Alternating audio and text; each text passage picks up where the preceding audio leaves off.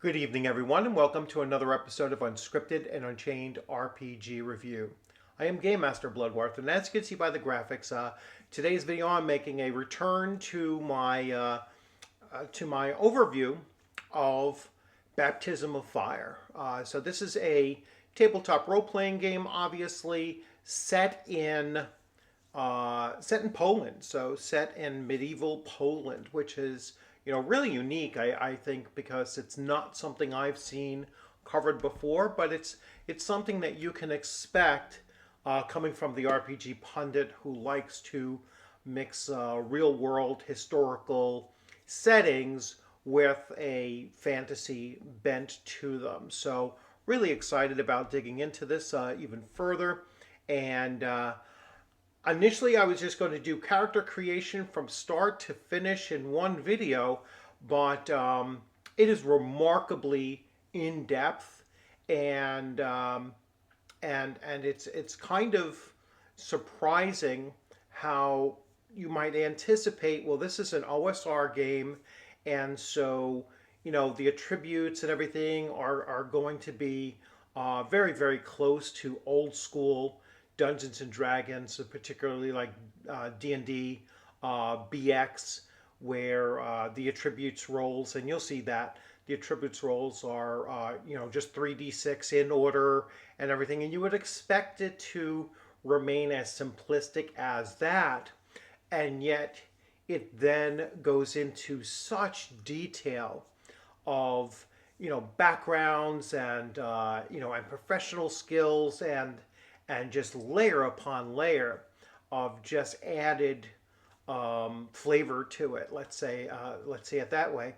That it's definitely going to take two different videos just to cover character creation, and so that's a big plus in my mind for something where you're trying to really capture that authentic medieval feel of something, and that is to have that kind of in-depth character building before you've even begun adventuring. So without further ado, let's jump right into this, and I am going to go straight to well, actually first I'm going to show off. So here is the book, and this was sent to me by by Mad Scribe Games, and so I really appreciate that. And I had done a review of the physical copy of the book and started going through an intro. So you will see that linked, at the end of this video, where you can go and check that out as well. But this is a huge book, and it's just artistically it's jam packed with art and background pages and everything. However, when I had brought that up and I had mentioned how ink intensive it would be, they very quickly responded to that by including a more print-friendly PDF that was attached to the drive-through account that I had, because I had purchased the PDF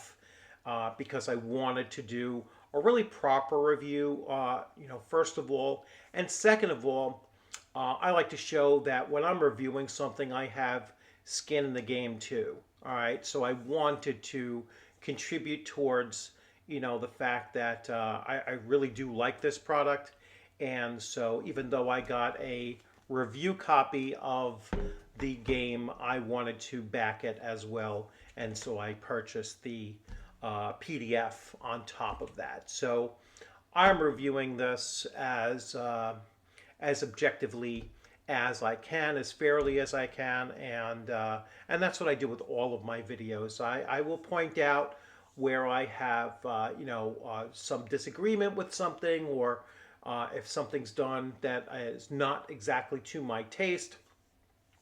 And then I will also point out things that I really do enjoy and I think that are unique, or at least unique to me. So without further ado, let's actually go to the PDF now. And so as you can see, we're going to begin with the character creation, and the very brief summary here is deceptive because it sounds like it's going to be simple. So you're rolling for your ability scores, then you're going to roll for your social class, you're going to note your background skill, you're going to roll for prior history event, and then your name. You're going to select the class, you're going to generate a 0 level hit points, ability, and bonuses. You are going to then select an alignment and details such as age and sex and family and appearance. And then you're going to note your initial wealth and obtain equipment. Now that sounds very, very simple and straightforward. And it is as you're going through it. However, some of these selections actually are covered by multiple pages of just information that is very, very valuable in your creating your character. And so we're going to go right to the very easiest portions of it, the roll for ability scores. I am not going to get through all of this in one sitting. So rolling for ability scores is straight up old school D&D. Players roll 3d6 in order for the 6 ability scores. These rolls are recorded, as is the ability score modifier that each result generates. And so you have your strength, dexterity, constitution, intelligence, wisdom, and charisma, 3d6 in order, and the modifiers go basically a 9 through 12 is exactly average. A 13 to 15 is a +1, a 16 to 17 is a +2, and an 18 is a +3. 19, you cheated. I love that, sense of humor there. And then going on the bottom end, a 6 to 8 is a -1, a 4 to 5 is a -2, and a 3 is a -3. Social class. Social class is extremely important concept in any medieval authentic setting. All right, and this runs through of all of RPG Pundit's setting books, which I have many, including Lion and Dragon and Swords and Caravans. Almost slipped my mind what it was, and now this one here. So let's take a look at them. So you're going to roll a 2d6 for this. A 2 is Outcast, the best that you can roll, and I am going to butcher these Polish words. And so I apologize for that, but a Slajczyk, I guess, is a landed noble. All right, a noble, you're going to roll a d6. A 1 to 4 is a standard noble, and a 5 to 6 is a magnate family. All right, so it's going to be a family of note, beyond just being landed, okay, which means they own land. Outcast, and they go through all of these: Outcast, Servi, Chloppy, Kimaic, Grodnik, Rizerts, I guess, a Rizert, Slajczyk, which is the noble of Poland. Unlike in certain other kingdoms, there are no ranks of aristocracy like earls or dukes. The king and his sons are princesses, but all princes, but all other noblemen descended from the chiefs of various Poland clans are part of a single Szlachta class. Their title would be Hrabi or Hrabia, which is equivalent to a count, and so on. So there's, again, tons and tons of detail. I mean, just look at the art, and this is, how ink intensive, first of all, but just how much it pops off the page. Truly, truly eye-catching. Note that for holy men and holy warriors, social class is only rolled to determine the PC's origin. Whether they are born a survey or magnet, all holy men and holy women are treated with special veneration. Then we go to background skills. So characters receive a single background skill at 0 level. This skill grants a +1 bonus to the skill checks related to the area of expertise. Outcasts begin with a +1 to wilderness lore or +1 to urban lore. Survey gain a +1 to farming. Choppy and Chemic also gain a +1 to farming, though they may, in some areas, get a +1 to herding or fishing instead. A poor Grodniks begin with a +1 to urban lore, or in service, the skill of knowing how to work as a servant in a keep or manor house, and the rich Grodniks have a 30% chance of having a +1 mercantile skill, knowing how to transport and sell goods, otherwise roll on the trade table. So here's the trade table, and we have armorer or brass worker, a baker, a barber, surgeon, or dentist, blacksmith. That's really old school, right? When barbers used to play multiple roles. Blacksmith, a bowyer or fletcher, brewer, a bricklayer, a butcher, a candle maker, a carpenter, a cloth worker, tailor, a cook, a fishmonger, a goldsmith jeweler, a leather worker, tanner, a mason, a saddle maker, scribe, which writes and notarizes documents, a shoemaker, and a weaponsmith. Continuing on with the social classes and their bonuses, Reizerts begins with a +1 to military, which means they have basic knowledge of military practices of this period, including camps and basic tactics and units and typical command structures. A Zlatic begins with either a +1 to their military or a +1 to court. Prior history. Each player should roll once for their character on the following tables to introduce some element of backstory to their character's history. And I'm going to abbreviate this. So prior events, a D10, a 1 to 4, you're going to roll on the subtable table A, B, C, or D. Okay, so D being the highest, and let's say a 5 to 7, a B being kind of the average on a D10 roll. So we'll take a look at the bottom, we'll take a look at the middle, and we'll take a look at the top in some detail. So event subtable 1, you have an animal companion, and companion subtable, it could be a dog, a wolf, a hawk, a raven, or a monkey. 2 is banished, a 3 is a brawler, 4 is a cavalry trained, 5 is a courtier, 6 is a disinherited, 7 is a heartbreak, 8 is a kitchen trained, 9 is pious. They'll get a +1 to theology, jumped out at me. Stolen by pagans is a 10. Construction worker, we have a caving experience where they were lost in some caves. All right, I'll call that a spelunker, but okay.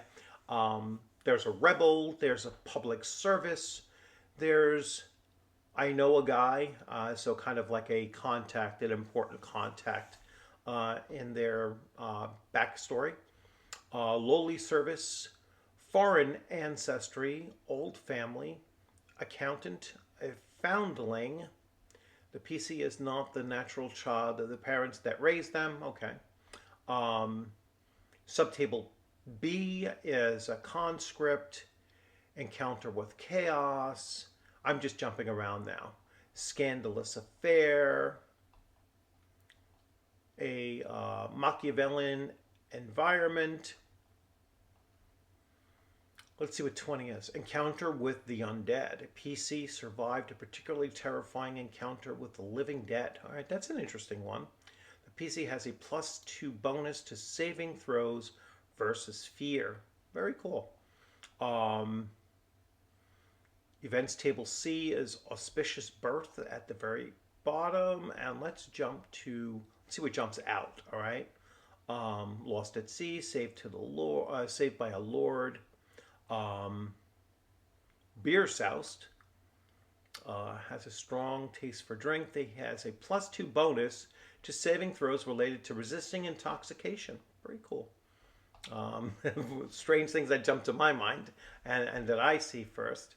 A natural leader will gain a +1 bonus to morale, which makes a lot of sense. And then event D, which I believe, if I recall, is the highest. And let's see what a 20 will give you under this. Madness Prone was one that jumped out to me. Divine Vision, so you had a Divine Vision. And finally, escaped from a fairy realm. All right, so the character was either kidnapped or entered willingly into the twilight realm of the Fae and was trapped there for some time. Side effects. So side effects of the twilight realm. So if you rolled a 20, then you're going to roll here for your side effects. Character names. And so here is a long list of very difficult to pronounce Polish names for men, Polish names for female, Polish noble house names.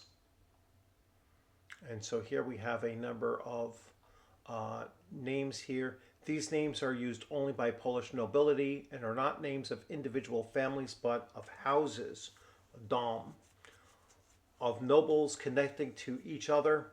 Several local noble families might thus use the same house as their title.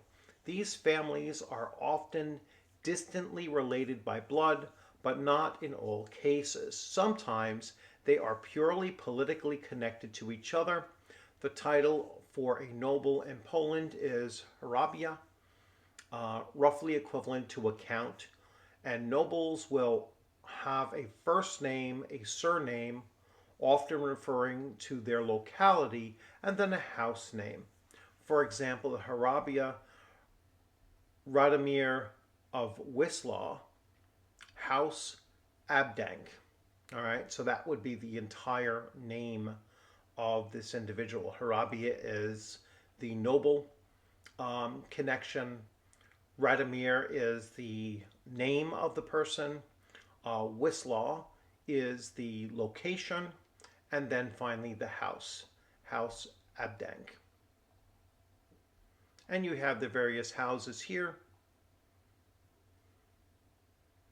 Stylized, so the region roughly of Krakow. So I like the fact that it's going to put their actual locations here. So that's very good.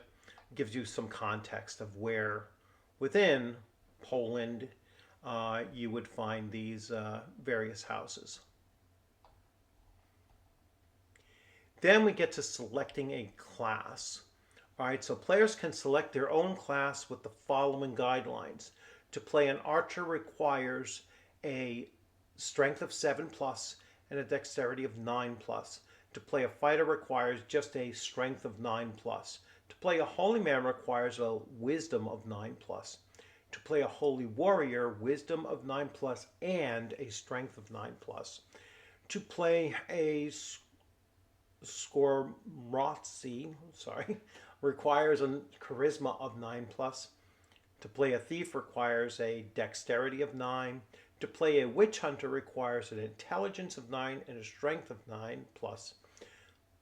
To play a woodsman requires a constitution of 7+ and a wisdom of 7+. And to play a Yatvingian, I'm trying to pronounce them, but requires a constitution of 9+. Optionally, a GM might allow PCs to play a pagan magician, requiring an intelligence of 9+. See appendices. And then we'll get to level 0 generation, and then it gets into combat bonuses and alignments and all of that. But like I said, I'm going to skim over a lot of this and get to, but we've already gone from page 6 to page 39. All right, so you can see how much material is here for you to kind of look over and make your choices and whatnot, if you are going to make choices rather than just random rolls. Alignment is, actually, let's look at level 0 generation. With very rare exceptions, every character begins at level 0. Level 0 characters begin the game with D6 hit points modified by Constitution. And some get a further +1 hit points that Yadvingians get an extra +1. Characters begin speaking Polish. Skormocni also speak the clever tongue if they have a 9+ intelligence. Yachts, I'm going to call them Yachts. Yachts speak Yat, which is a Slavic language related to Lithuanian and thus has many common words with Polish. If the Yachts has a 9+, he also speaks Polish. Characters speak one extra language for every +1 to their intelligence modifier. Suggested starting languages for the setting would be Latin, German, Bohemian, Moravian, Czech, Lithuanian, Danish, Kiev Rus, or Veleti.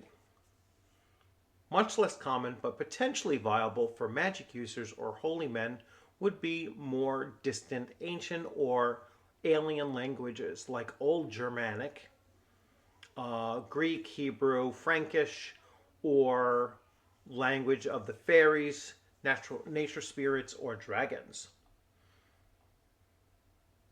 Combat bonuses. At level 0, PCs do not begin with any base combat bonus to hit opponents. Their melee attacks are only modified by strength, while ranged missile attacks are only modified by dexterity. Saving bonuses, or saving throws.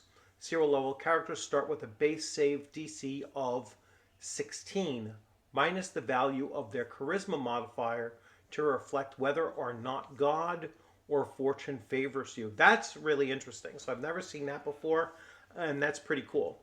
For example, a character with a +1 charisma modifier has a base save DC 15, while an unlucky character with a -2 charisma modifier starts with a base save of DC 18. All right, so yeah, that's really interesting to make it so that charisma is something of value. And even though you're not selecting your choices here, but to have a fairly weak character but a high charisma is at least going to bonus them in their saving throws. Alignment, there are only 3 alignments: law, neutrality, and chaos. That's very old school OD&D, as a matter of fact. Age and appearance. Most 0 level characters would be somewhere between 16 and 22 years of age. I always like to start them like as young as they possibly can be, and then that way you're kind of developing the concept that they don't have very much of a background history, a backstory and everything. It's going to be much more front-loaded. As they're adventuring, they're going to develop a story for their character that will be much more impactful on them than what they did when they were a young teen, let's say, for example. So sex, and it goes to characters, will be able to play either sex. However, in a medieval authentic game style, female characters will encounter many obstacles to play. It is recommended that the differences between the sex not be completely ignored, but that certain leeway be permitted to make female characters more easily playable. So I like that. I mean, there should be, there should be some leeway, as he's putting out here, that female characters might be a little bit more accepted than some people might think. All right, and especially if they are exceptionally skilled, really lucky attribute rolls, let's say, and I don't know if it's so much a cultural thing, but I would think in places where there's a great deal of struggle taking place, that females are going to have a slightly higher um, standing, let's say, because so many males and particularly young males might be away from the homes or even have been killed in battle and that kind of thing.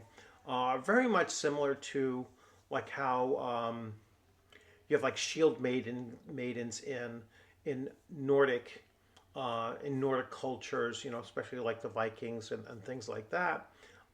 So there's sometimes the necessity for them to have a more equal footing, let's say. Family, worrying about determining the PC's family is unnecessary in many games, but family may be important to some campaigns. All right, and like I said, that really filling out the family background and and starting professional skills and that kind of thing seems to play a significant role in baptism of fire, particularly their social standing, which was done much earlier on as well. Starting equipment, initial wealth for characters will vary widely depending on their social class. So it's obviously going to play a significant role. And here you have the denarii is the DNs here. So that is what it's using. And you'll either have 5d6 or the highest you could have is 3d6 GR. GR is abbreviated, and denarii are abbreviated DN.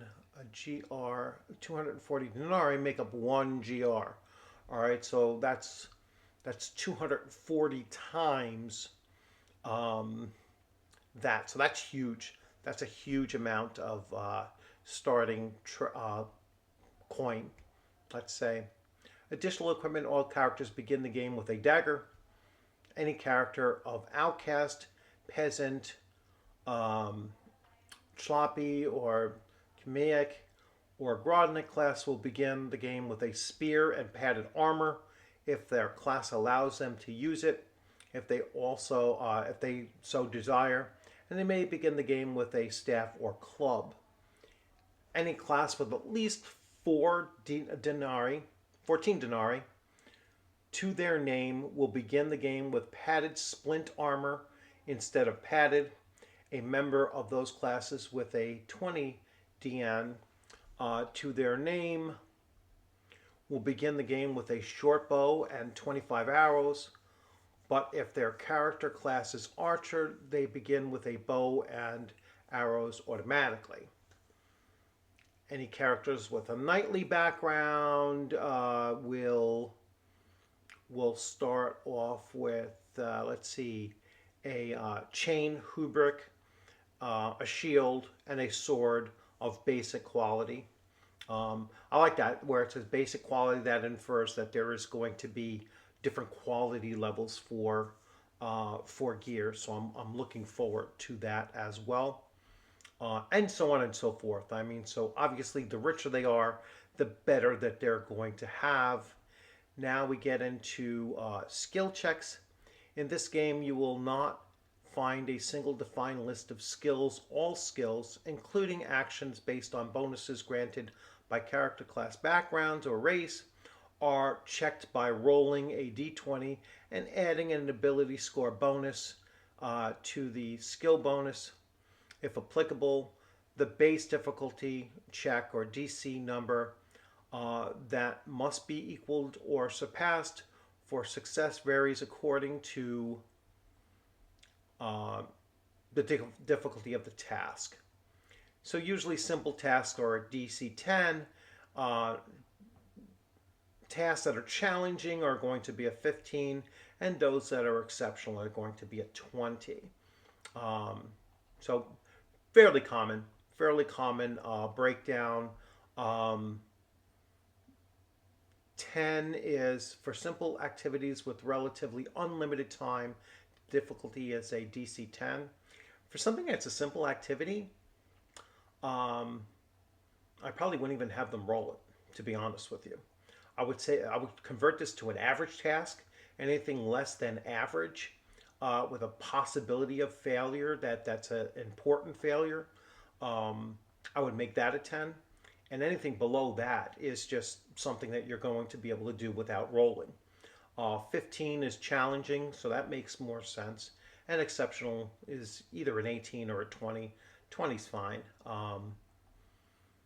We will get into character classes the next video, so I'm going to leave this off here, and I'm going to switch back. So you can see, I mean, it's, again, you might seem like it's going to be very, very simple, and in some ways it is, and it is a true throwback to old school D&D, but there are so many different layers of additional information that is going to go into creating that concept of your character, that that's where the depth is going to come from. That's where the flavor is going to come from, and that's where the differentiation is going to come from between, let's say, two comparable characters that might even have the same exact attributes. As unlikely as that is, they could have two of the same exact attributes listed, and then both be going for the same class, and yet have some kind of differentiation that is going to come from the roles that they made in social standing, and the roles that they made in their family background and their skills and such. So it's one way to differentiate in a class system, is to have those additional components of what makes your zero level character. So I hope you enjoyed this video. I'm really looking forward to your comments about it. Particularly, I'm going to give a shout out to DM James, who has been really covering this game far more in depth than I have been so far. But I was inspired to get back to getting to Baptism of Fire. He's been doing a series of videos asking people, asking content creators, which I'm a tiny content creator compared to some of those that he was, asking to check out this game. But I have this review copy of it. I bought the PDF, and I started covering this, and I'm glad to have gotten back to it now, and I will get this into my rotation of covering the remainder of Baptism of Fire, to the point that I think it gives you enough of an idea of this game system, and then you can make the decision whether or not you want to pick up a copy for yourself as well. So right now, I highly recommend it. I'm really enjoying reading it, and I see something unique about it, and so not just the setting, but just the tone of it so far. I can't wait to get to the magic system and see how that really does change what my expectations are for this. I'm expecting it to be something a little bit different than what was in Lion and Dragon, which I really enjoyed that as well. But maybe I'll do a comparison between the two, which I think will be a valuable thing to do, is to compare the magic system of Lion and Dragon to Baptism of Fire and see where that goes. And of course, those content creators that are covering this in depth, like DM James, you're welcome to come on to my channel if you want to do a joint comparison, because I can almost guarantee that you also have Lion and Dragon. So if you want to sit on, and we come together, whether it's on your channel or on mine, and sit there and do a live stream together and do a comparison between the two systems, I would love to do that. That would work out really well. And so I'm going to wrap this one up here now so I can go check out DM James, because I'm pretty sure he's doing a Monday night live stream, and check out and see what he's talking about. So as always, thanks for joining in. Please remember to like and subscribe and to comment. Pretty sure my subscriber count just hit 3,400. So the big one is really 3,500. That's the milestone, but really happy to hit 3,400, and keep on supporting the channel. It really does drive me forward. It makes me want to continue bringing out all of these different game systems to you that you might not have had an opportunity to see elsewhere. So you'll have a great one, and have a good night. Take care.